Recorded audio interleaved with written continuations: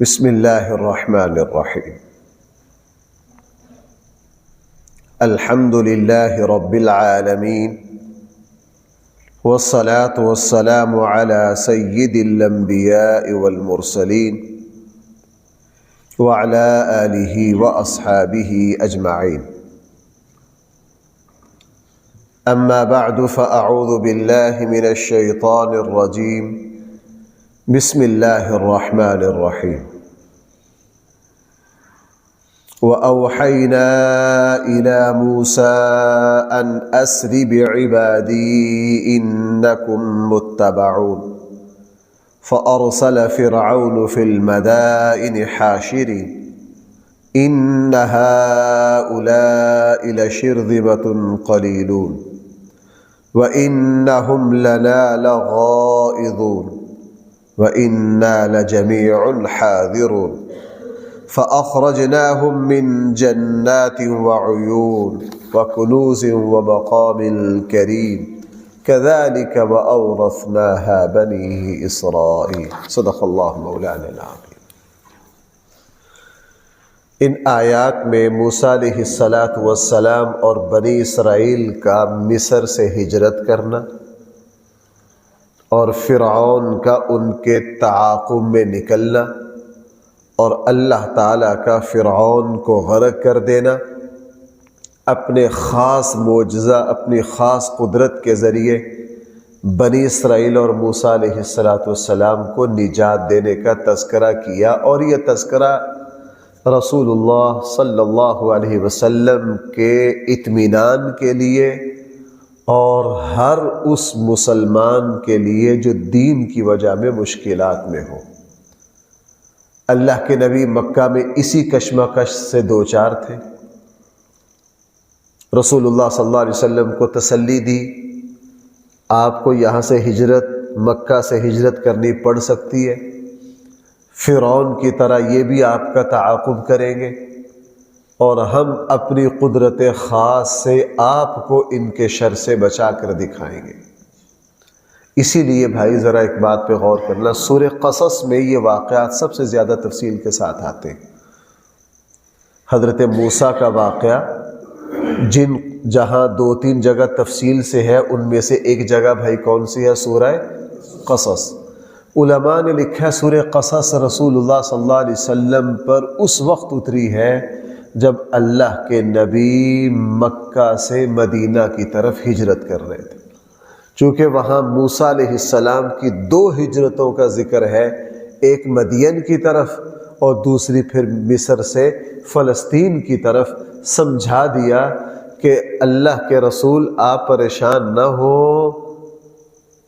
آپ سے پہلے نبیوں پر یہ حالات آئے، انہوں نے ہجرتیں کی، ہم نے پھر ہجرتوں کے نتیجے میں ان پر اپنے انعامات کی بارش کی، آپ پر بھی اسی طرح ہوگا۔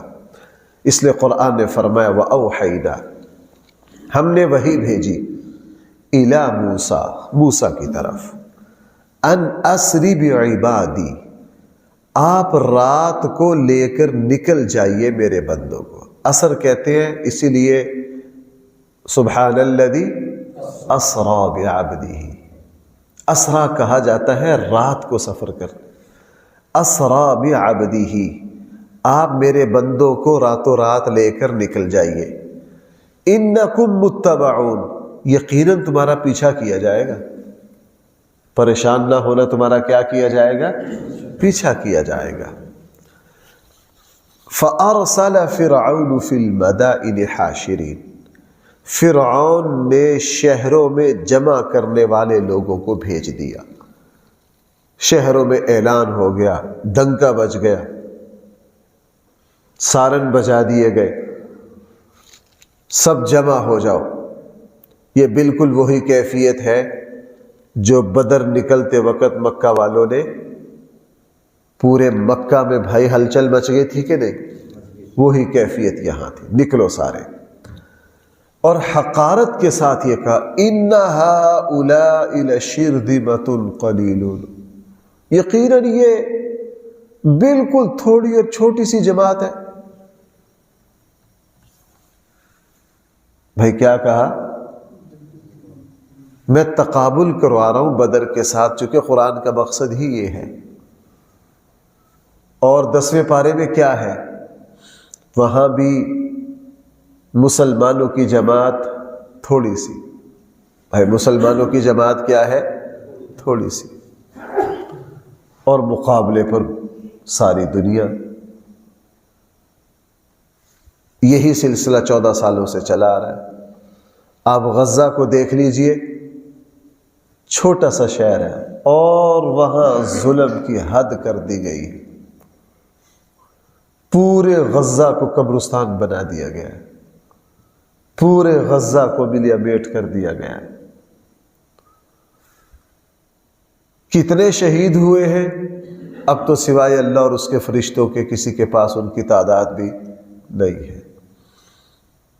پانی کی جگہ خون سے غزہ کی زمین کو سیراب کیا گیا، اور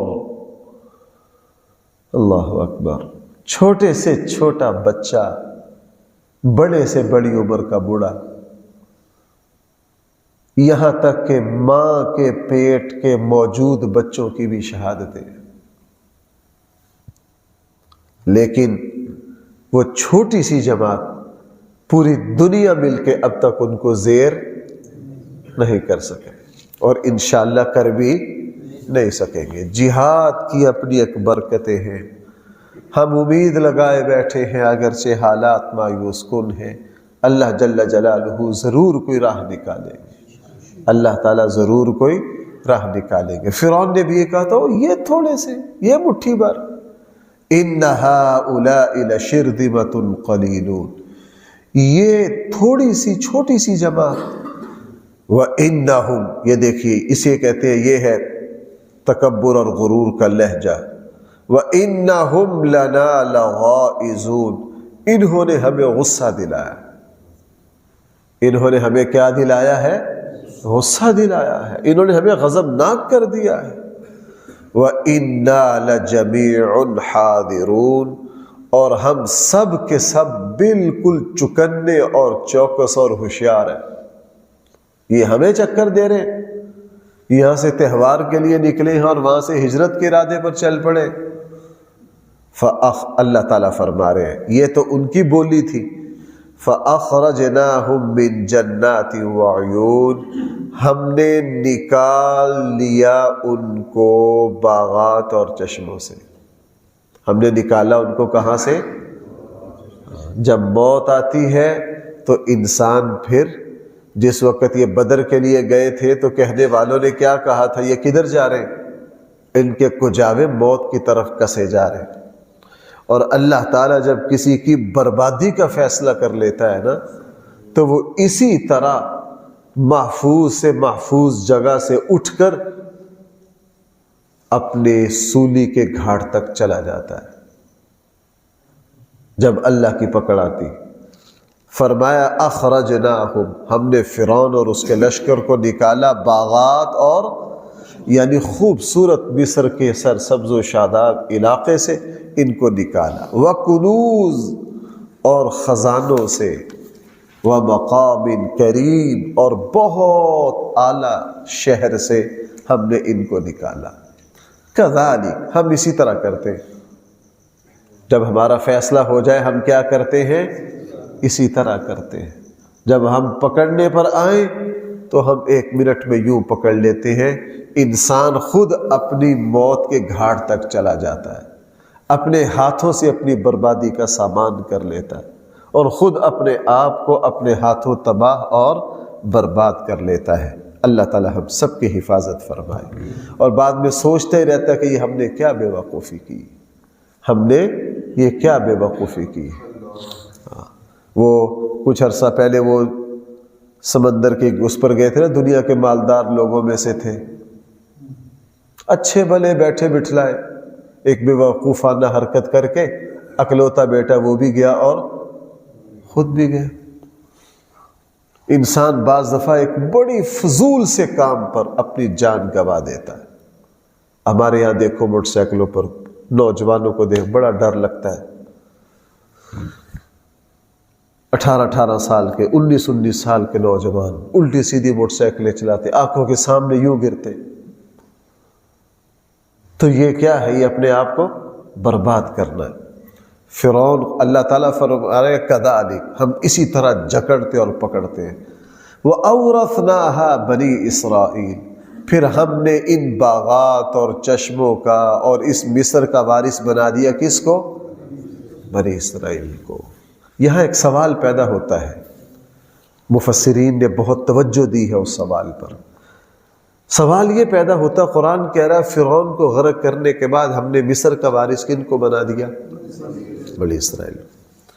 تاریخ میں یہ ہے کہ بنی اسرائیل تو فرعون کی تباہی اور بربادی کے بعد حضرت موسیٰ اور حضرت ہارون کے ساتھ فلسطین اور میدان تی میں دھکے کھاتے رہے۔ موسیٰ علیہ السلام، ہارون علیہ السلام وہی فوت ہو گئے، یہ تو رہے ہی فلسطین میں، اور کبھی بھی مصر پر یہ جو موسیٰ کے ساتھی بنی اسرائیل تھے ان کی مصر پر کبھی بھی حکومت ثابت نہیں ہے، نہ یہ واپس پلٹے، اور قرآن کی بات بھی غلط نہیں ہو سکتی۔ وَأَوْرَثْنَاهَا بَنِي، ہم نے ان کا وارث بنا دیا۔ پھر اس کا کیا مطلب ہے؟ پھر اس کا کیا مطلب ہے؟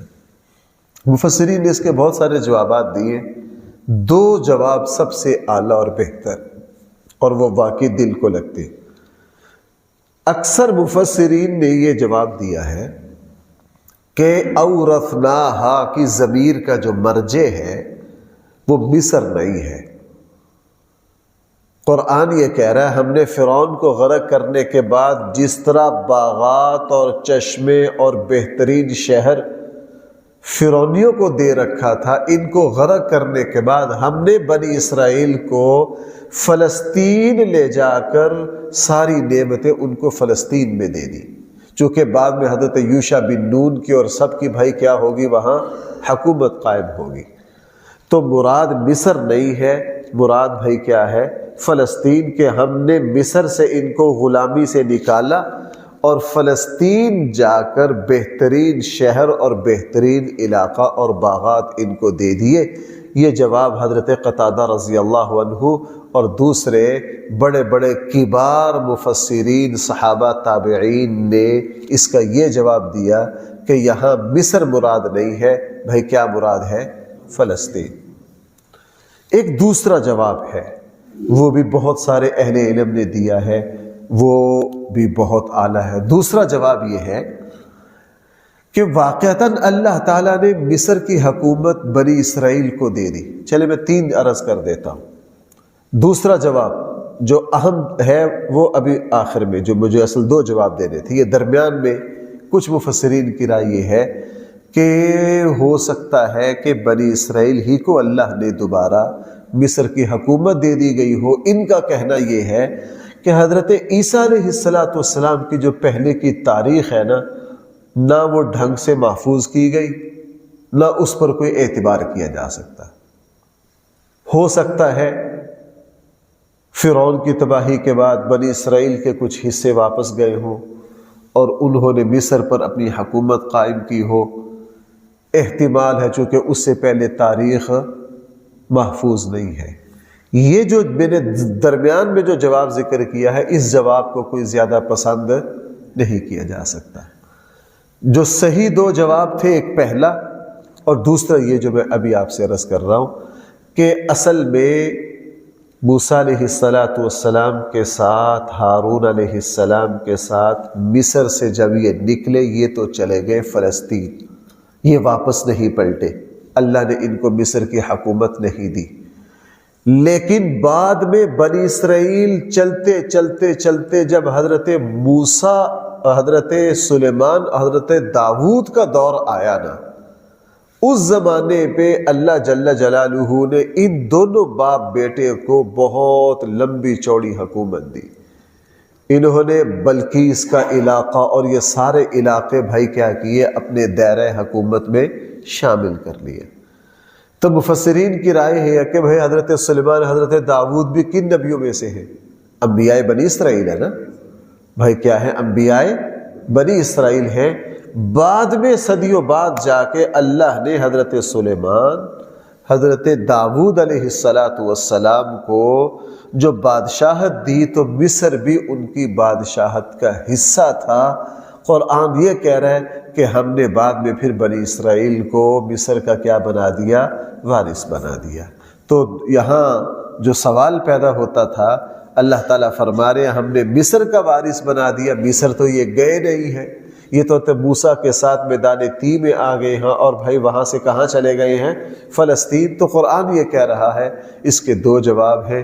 ایک حضرت قتادہ اور کبار مفسرین نے یہ دیا کہ مصر کی زمین مراد نہیں ہے، جو کچھ مصر میں فرعونیوں کے پاس تھا اللہ تعالیٰ نے پھر وہی نعمتیں بنی اسرائیل کو کہاں دے دی؟ فلسطین میں دے دی بعد میں جا کر۔ اور بعض مفسرین نے فرمایا کہ بعد میں آ کر حضرت سلیمان اور حضرت داؤد علیہ السلام کو اللہ جل جلالہ نے جو حکومت دی مصر اس کا حصہ تھا، اور یہ دونوں انبیاء بنی اسرائیل میں سے ہیں۔ قرآن ان کو کہہ رہا وَأَوْرَثْنَاهَا بنی اسرائیل۔ بہرحال وَأَوْرَثْنَاهَا، ہم نے مصر کا وارث بنا دیا کس کو؟ بنی اسرائیل کو۔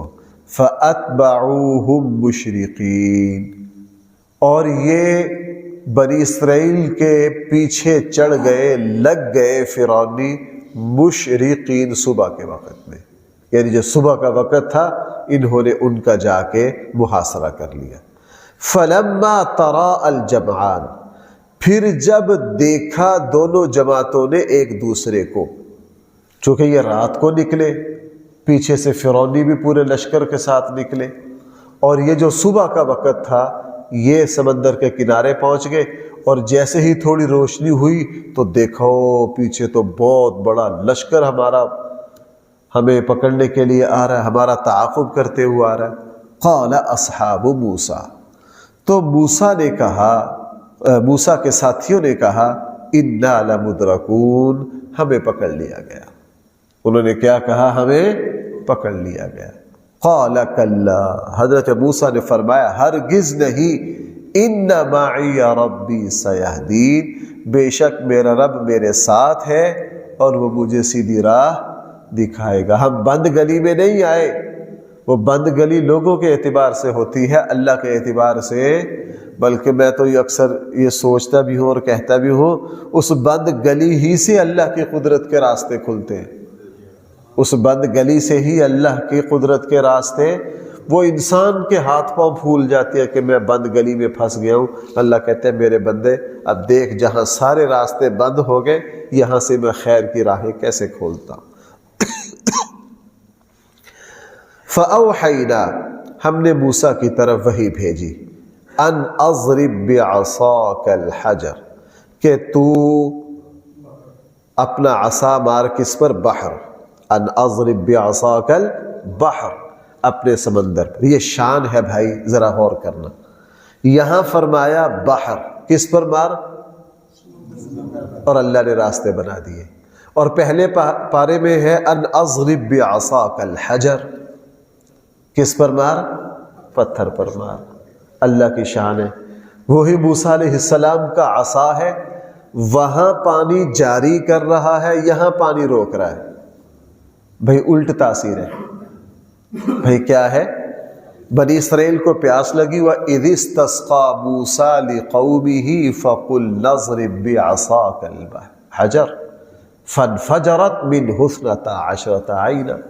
بنی اسرائیل کو پیاس لگی، اللہ تعالیٰ سے درخواست کی، حضرت موسیٰ سے کہا، حضرت موسیٰ نے دعا مانگی، اللہ نے فرمایا اپنا عصا مار کس پر؟ حجر، پتھر پر۔ فَانْفَجَرَتْ مِنْهُ 12، اس پتھر سے پانی کے چشمے پھوٹ پڑے۔ اب پتھر میں پانی ہے نہیں، اس عصا کی برکت سے بھائی پانی وہاں سے کیا ہو گیا؟ جاری۔ سمندر پانی ہی پانی ہے، یہاں فرمایا بعصاک البحر، ذرا مار اپنی لاٹھی کس پر؟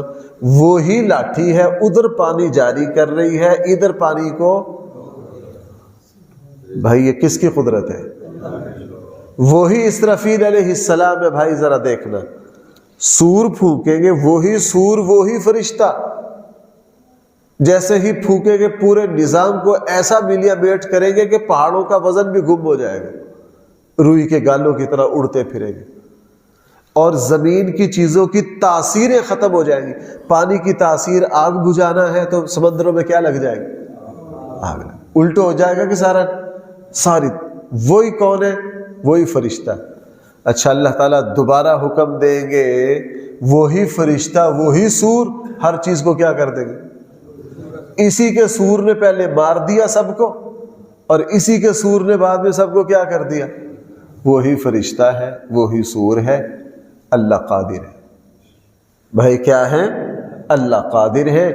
اور یہی اللہ کی شان دیکھیے کہ اللہ تعالیٰ ایک ہی چیز میں متضاد تاثیریں پیدا کر سکتے ہیں. یہاں فرمایا فَأَوْحَيْنَا، ہم نے وحی بھیجی موسیٰ کی طرف، أَنِ اضْرِب بِعَصَاكَ الْبَحْرَ، آپ ماریے اپنی لاٹھی کس پر؟ سمندر پر.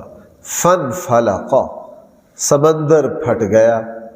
فَكَانَ كُلُّ فِرْقٍ كَالطَّوْدِ الْعَظِيمِ، پس ہو گیا ہر پانی کا ٹکڑا ایک جمے ہوئے پہاڑ کی طرح. ہو گیا پانی کا ٹکڑا کس کی طرح؟ جمے ہوئے پہاڑ کی طرح. اللہ بھائی اس پر قادر ہے یا نہیں؟ جس اللہ نے پانی کو ڈبونے کی، پیاس بجھانے کی، آگ کو جلانے کی صلاحیت دی ہے، وہ پانی کو بھائی جام کر سکتا ہے کہ نہیں؟ اب ہمارے یہاں کچھ وہ لوگ آ گئے جن کو اللہ کی طاقت پر یقین نہیں ہے، اور وہ مستشرقین کے اعتراضات سے ڈر کے سارا قرآن کا حلیہ بگاڑ دیا. ان میں سر فہرست ہے سر سید. اب سر سید نے یہاں کیا تعویل کی ہے؟ سر سید اور اس کی پارٹی نے یہاں کیا تعویل کی ہے؟ ایسی تعویل کیا کہ قرآن کا حلیہ بگاڑ کے رکھ دیا. وہ پتہ کیا کہتے ہیں؟ سر سید وغیرہ نے یہ لکھا ہے کہ بھائی اصل پتہ کیا ہے؟ وہ کہتے ہیں کہ کچھ بھی نہیں ہوا، یہ مد و جزر ہوا ہے. کیا ہوا ہے؟ حضرت موسیٰ علیہ السلام جب وہاں پہنچے تو وہ مد کا وقت تھا، اور جب فرعون وہاں پہنچا تو جزر ہو گیا. بھائی اگر یہ مد و جزر تھا تو یہ کوئی قدرت خاص ہوئی یا عام روٹین ہوئی؟ اور کبھی ایسا ممکن ہے کہ مد و جزر سے یوں رستے مل جائیں؟ اور ہم نے تو آج تک سمندر کا حصہ نہیں دیکھا کہ اب مد ہو گیا جناب، یہ پورا کراچی کا علاقہ خشک ہو گیا اور بعد میں جزر کی وجہ سے پانی آ گیا. کبھی ایسا ہوا ہے؟ سوال ہی پیدا نہیں ہوتا. اگر یہ مد و جزر ہوا ہے تو یہ اللہ کی قدرت کہاں سے؟ تعویلیں کرتے کرتے کرتے کرتے کرتے اس حد تک چلے گئے کہ پورے قرآن میں جہاں جہاں اللہ کی قدرت ہے اس کا سارا حلیہ ہی بگاڑ دیا. حقیقت یہ ہے کہ سمندر جو تھا وہ اپنے پورے جوبن پر تھا.